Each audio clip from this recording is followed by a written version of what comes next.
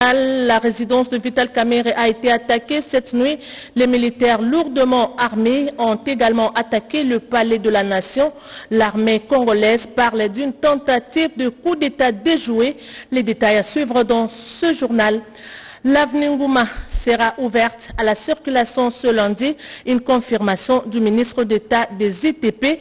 C'est tout pour les titres. Encore une fois, bon après-midi à tous. Bienvenue à ce journal magazine. Tout d'abord, l'actualité.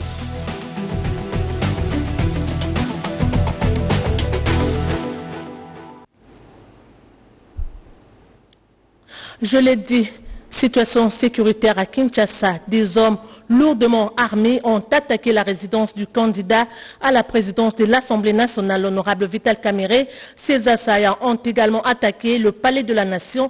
Dans ces communiqués lus à la RTNC, les autorités militaires parlent d'un coup d'État déjoué. Suivez le porte-parole de l'armée congolaise.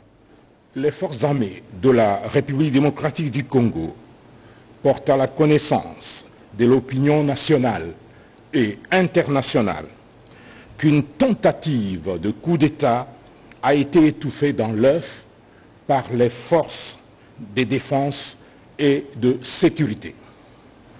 Cette tentative a impliqué des étrangers et des Congolais. Ces étrangers congolais ont été mis hors d'état de nuire, leurs chefs y compris. Les forces armées de la République démocratique du Congo demandent à la population de vaquer librement et tranquillement à ses occupations. Les forces de défense et de sécurité ont la parfaite maîtrise de la situation. Nous y reviendrons avec force de détail et images à l'appui. Nos équipes reporters ont fait la ronde de la ville de Kinshasa. La situation est calme. La population vaque librement à ses occupations. Les réactions au micro de la RTNC. Généralement, dimanche, ville les alara à Boué, mouvement militaire, donc tendance est anormale. Donc,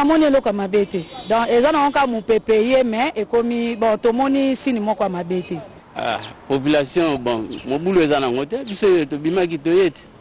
Parce que là, il y a des lever. Kanambo kana Congo RDC ba nungu moko balingi bakota na mboka oyo baya kosala mobulu po bakolonga te po mboka oyo ezali mboka Yesu Masiya ate basali mabe nani yango atindaki bango mission ngo euti wapi biso toyebi ke mwana mboka ne mutu azokamba mboka ntango ndenge abandi boye totalela ye ndenge azobanda siko musala makambo ezobonga sikoyo banguna wana nani azotinda bango.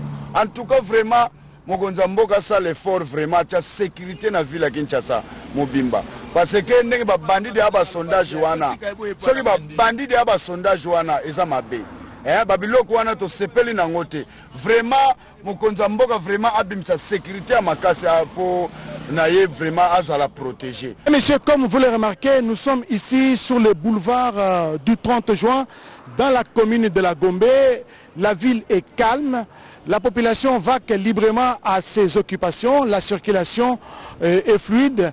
Un groupe d'assaillants s'est attaqué au palais de la nation et en même temps à la résidence privée du vice-premier ministre, ministre de l'économie Vital Kamerhe. Les forces de défense et de sécurité les ont vite maîtrisés. Plusieurs d'entre eux ont été capturés. Depuis les boulevards du 30 juin, Joseph Oscar Mbal, RTNC. Merci, directeur Oscar Mbal, pour ce reportage. L'avenue Ngouma sera ouverte à la circulation le lundi 20 mai pour les véhicules à petit et moyen tonnage et le 27 mai prochain pour les engins lourds. Une précision du ministre d'État des ITP, un reportage de Rudis Ketoutou.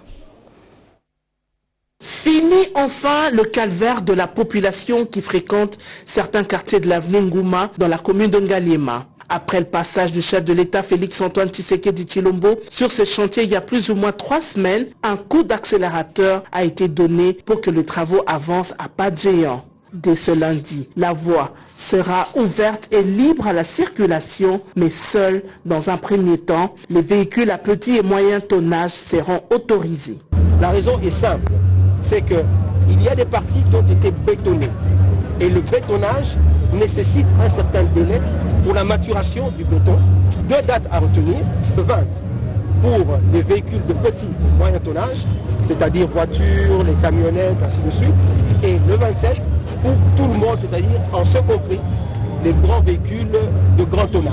Nous allons dire merci au chef de l'État, au président de la République, parce qu'il a pris lui-même à bras le corps ce problème, étant touché dans sa chair par rapport à la souffrance qui remontait à lui de la population. Il a voulu lui-même voir ce qui se passait sur le terrain. Et cela a donné un nouvel élan aux travaux. Et c'est ainsi que 3 semaines après son passage, voilà, les travaux sont achevés. Alexis Guissaro, ministre d'État des Infrastructures et Travaux Publics, appelle à la bonne gestion de cette infrastructure routière. Le premier ennemi de la route, c'est l'eau. Et donc il faut une bonne gestion des eaux sur la route. Et il est quand même assez malheureux de constater qu'il y a beaucoup, effectivement, par-ci par-là, des tuyaux qui sont sectionnés et dont les eaux continuent à couler sous la chaussée. Et ça, c'est une chose qu'il faut absolument corriger, qu'il y ait une collaboration permanente entre les différents réseaux. Après des semaines de souffrance, c'est un ouf de soulagement pour les usagers de ce tronçon de la commune de Ngaliema. En séjour à Bunia, l'apôtre Roland Dallon de Philadelphie a visité la voirie urbaine et les installations de Montbaron avant de bénir le PDG de cette entreprise qui exécute les travaux. Un reportage de Adolphe Zedija et Blanchard Yuma rendu par Junior Selemani.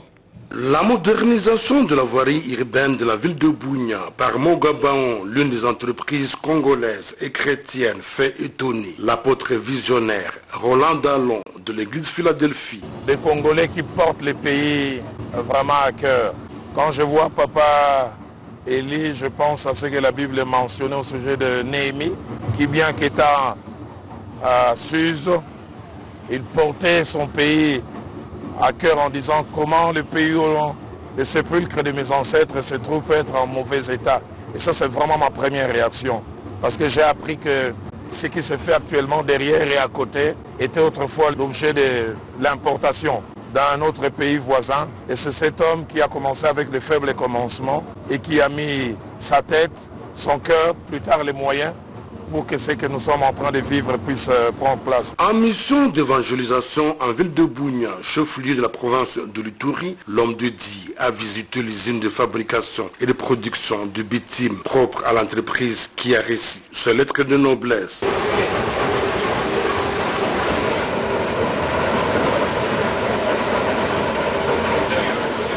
À l'étape de l'aéroport Morongo de Bunia, en pleine transformation, voire le boulevard Roro jusqu'au pont anglais, cet évangéliste de renom a été émerveillé au regard de la qualité du travail abattu par l'entreprise Mogabaon grâce à l'engagement du PDG Joseph Eli Akilimali, une preuve éloquente de son amour envers la nation congolaise. À l'instar de la reine de Saba, Roland Dallon a imploré la grâce aux personnes de bonne volonté déterminées à métamorphoser positivement cette province. Aujourd'hui, le travail réalisé par Mogabaon avec le financement du gouvernement central sous l'œil vigilant du gouverneur militaire, le lieutenant-général Boyanka Chomadjouni, est le modèle pour l'émergence de la RDC. Vers la modernisation des infrastructures multisectorielles du port maritime international de Matadi au Congo central, elle est l'une des retombées positives du séjour asiatique du chef de l'État au Qatar. La recherche de voies et moyens pour concrétiser ces vastes projets intégrateurs était au cœur d'une importante séance de travail au ministère du portefeuille de précision avec Angèle Mabiala. Matadi Corridor Terminaux à conteneurs se veut une entreprise qui puisse transformer le terminal du port maritime international de Matadi des Fonds-en-Comble pour que ce soit un partenariat gagnant-gagnant entre le gouvernement de la République par le biais de l'ONATRA et le Qatar. Ce projet qui a été sous la table des discussions entre l'émir du Qatar et le président de la République, Félix-Antoine Tshilombo, constitue l'une des retombées positives du séjour asiatique du chef de l'État aux Émirats Arabes Unis. MCT, leader mondial dans le transport maritime avec une forte connaissance dans la gestion des terminaux portuaires, voudrait transposer son expérience de longue durée et partager ses connaissances aux usagers de ces grands pôles économiques de la ville portuaire de Matadi au Congo central. Ces groupes qui possèdent plus de 800 bateaux dans le monde et qui assurent le transport des milliers de conteneurs va permettre à la RDC d'être mieux connectée aux autres parties de la planète pour faire l'import et l'export. Ce projet estimé à près de 300 millions de dollars américains s'échelonne sur 2 étapes. La première de 180 millions de dollars américains va s'étendre sur 3 à 4 ans. Elle va consister à rénover et améliorer le port de Matadi. La deuxième de 120 millions de dollars américains vont servir à rénover et moderniser les équipements afin de permettre aux conteneurs grues de faire des mouvements sans accident. C'est un investissement conséquent de plus de 300 millions de dollars sur toute la durée de concession. Nous sommes là pour venir moderniser les infrastructures. Côté ONATRA, il y a 2 sortes de retombées. La redevance fixe qui s'est fait annuellement et la redevance variable. Elle marche en fonction du nombre de conteneurs. Nous sommes toujours à la recherche du développement intégral de notre pays. Et vous savez que les infrastructures de développement comme les ports, les chemins de fer, ça en font partie. Et que tous les partenariats qui peuvent encourager ces développements-là sont les bienvenus, à condition, bien sûr, que ça soit du gagnant-gagnant. MGCT est déterminé à renforcer les capacités des Congolais car ils comptent utiliser la main-d'œuvre locale dans un partenariat gagnant-gagnant avec l'ONATRA pour redorer l'image des marques du port public de Matadi.